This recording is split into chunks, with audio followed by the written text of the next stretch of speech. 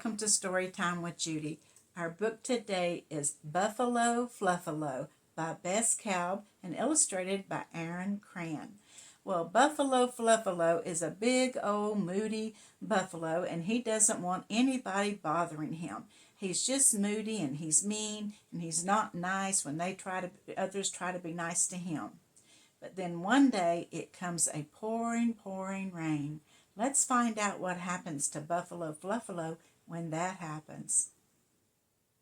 There once was a Fluffalo, a scruffalo, surly old buffalo, who was ever so snarly and gnarly and tuffalo. I'm the Fluffalo, I heave and I huffalo. Leave me alone, because I've had enough-a-lo.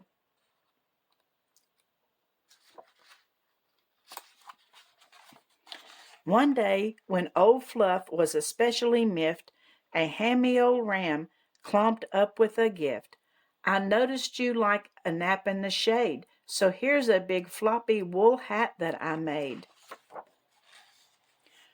Ram, he mooed in a manner so tuffalo, you must go away, I must rebuffalo.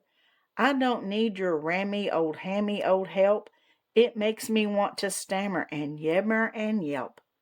The ram slunk away with his warm woolly stuffalo, and old Mr. Buffalo snarled and he snuffaloed.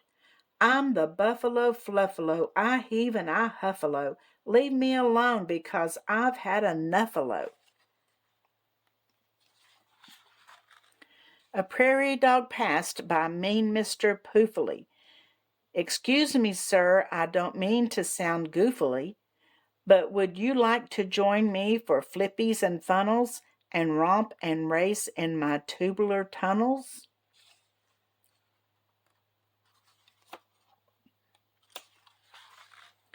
Silly old weasel, cried Fluffalo, I can't play in your tunnels on account of my puffalo. Leave me in peace, go back to your burrow. Let me stomp around while I frown and I furrow. I'm the Fluffalo, I heave and I huffalo. Leave me alone, because I've had enough-a-lo. Then a squawky old crow perched on Fluffalo's horn, and Fluff looked at him with a sneer and a scorn. Hi there, old pal, said the crow with a smile. Want to chitter and chat and catch up for a while? No way, Fluffalo huffaloed, his fur standing on end. I'm far too huffy to have time for friends. That's too bad, squawked the mangy old crow, because you seem like a guy I'd like to know. And just as Fluffalo reared up to shout, a dark, doomy cloud blocked the sun out. With a rumble and a grumble and a bangy lard blark, the whole prairie and mountains were covered in dark. Then, with one final thundery, blundery blup, the humpiest, heaviest cloud opened up, and down came the rain with a splash and a spluffalo right at the head of old Fluffalo.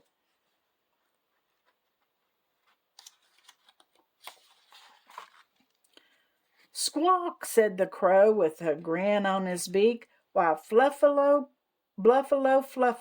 just a pipsqueak. Then Ram and Prairie Dog gathered to see that indeed Mr. Fluff was so very wee. Look, cried the Ram, it's old Mr. Fluff, so little and piddle, all wet in the buff. Everyone gawked, from the mice to the snakes, even the scaly old fish in the lakes. Fluff shouted out, don't look at me, I'm not little, I'm tough as can be.